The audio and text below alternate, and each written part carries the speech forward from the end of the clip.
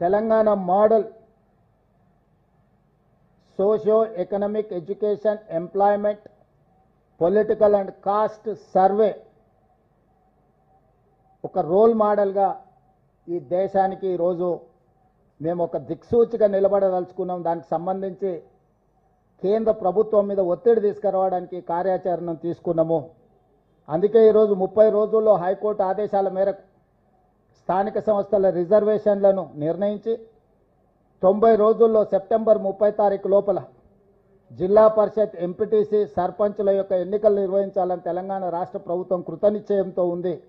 దాన్ని సాధించాలి అంటే కేంద్ర ప్రభుత్వం మా రిజర్వేషన్లను ఆమోదించాలి. కేంద్ర ప్రభుత్వం ఆమోదించాలి అంటే కేంద్ర ప్రభుత్వం మీద ఒత్తిడి తీసుకురావాలి. కేంద్ర ప్రభుత్వం మీద ఒత్తిడి తేవాలి అంటే పార్లమెంట్ సమావేశాలు జరుగుతున్నాయి. కాబట్టి ప్రధాన ప్రతిపక్ష నాయకులను కలిసి వీలైతే ఇండియా కూటమికి సంబంధించిన ఇతర రాజకీయ పార్టీలను కూడా సమన్వయం చేసుకొని ఈ రిజర్వేషన్లను సాధించి బలహీన వర్గాలకు న్యాయం చేయాలని ఈ పర్యటన చేపట్టినాం. మీడియా మిత్రుల సహకారాన్ని కూడా తెలంగాణ రాష్ట్ర ప్రభుత్వం ఆశిస్తున్నది. జాతీయ స్థాయిలో చర్చ జరగాల్సిన అవసరం ఉన్నది. జాతీయ స్థాయిలో బీజేపీ ప్రభుత్వాన్ని ఎన్డీఏ కూటమిని ఈరోజు మనందరం కూడా నిలదీయాలి. తద్వారా కొన్ని దశాబ్దాలుగా అణచివేతకు లోనవుతున్న బలహీన వర్గాలకు న్యాయం చేయాలని, ఏదైతే సోషల్ జస్టిస్ చేయాలని ఈరోజు రాహుల్ గాంధీ కాంగ్రెస్ పార్టీ అనుకుంటుందో దానికి సహకరించాల్సిందిగా విజ్ఞప్తి చేస్తున్నాం.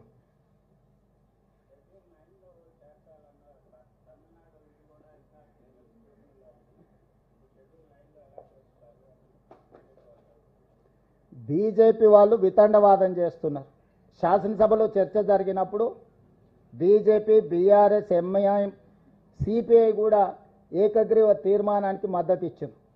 రాష్ట్ర బీజేపీ శాసనసభ్యులు ఒక పక్కన మద్దతు ఇస్తుంటే, కేంద్ర బీజేపీ తాత్సారం చేస్తుంటే, నూతనంగా నియామకం ద్వారా తెలంగాణ రాష్ట్ర అధ్యక్షుడిగా మారిన రామచంద్రరావు గారు మీరు ఎలా చేస్తారు, మీరు హామీ ఇచ్చుకుంటే మీరే చేసుకోండి, లేకపోతే ముస్లింలను రిజర్వేషన్ల నుంచి తొలగించండి అని చెప్పి వితండవాదం చేస్తున్నాడు. ఇవాళ బీజేపీకి ఒక రాజ్యాంగం, కాంగ్రెస్ పార్టీకి ఇంకొక రాజ్యాంగం లేదు. డాక్టర్ బాబాసాహెబ్ అంబేద్కర్ గారు ఇచ్చిన రాజ్యాంగం దేశ ప్రజలందరికీ ఒక్కటే. ఆ రాజ్యాంగానికి లోబడే ఈరోజు రిజర్వేషన్లు పెంచాలి అని అంటున్నాం. అదేవిధంగా భారతీయ జనతా పార్టీ తెలంగాణ రాష్ట్రానికి సంబంధించిన కిషన్ రెడ్డి నుంచి మొదలు పెడితే బండి సంజయ్ వరకు కేంద్ర మంత్రులుగా పనిచేస్తూ ముస్లిం రిజర్వేషన్లను మేము ఒప్పుకోము, తెలంగాణ రాష్ట్ర ప్రభుత్వం ముస్లింలను తొలగించే రిజర్వేషన్లను ప్రతిపాదిస్తే మేము మద్దతు ఇస్తామంటున్నా అని అంటున్నారు వాళ్ళు. అసలు వాళ్ళ అవగాహన ఉండి మాట్లాడుతున్నారా, అవగాహన లేకుండా మాట్లాడుతున్నారా నాకు తెలీదు. కానీ నేను సూటిగా కిషన్ రెడ్డి గారిని, బండి సంజయ్ గారిని నేను ప్రశ్నిస్తున్నా. నరేంద్ర మోడీ గారు జన్మించిన రాష్ట్రం గుజరాత్, నరేంద్ర మోడీ గారు ప్రాతినిధ్యం వహిస్తున్న రాష్ట్రం మహారాష్ట్ర. భారతీయ జనతా పార్టీకి మూలాలలో ఉన్న సిద్ధాంతకర్తలైన ఆర్ఎస్ఎస్ కేంద్ర కార్యాలయం మహారాష్ట్రలో ఉంది. ఈరోజు గుజరాత్లో, ఉత్తరప్రదేశ్లో, మహారాష్ట్రలో 40-50 సంవత్సరాల నుంచి ముస్లిం రిజర్వేషన్లు అమలు జరుగుతున్నాయి. నిజంగానే మీరు ముస్లిం రిజర్వేషన్లను తొలగించాలి అని అంటే, తొలగించే ధైర్యం, చిత్తశుద్ధి మీకుంటే గుజరాత్ నరేంద్ర మోడీ పుట్టిన రాష్ట్రంలో ముస్లిం రిజర్వేషన్లు తొలగించండి.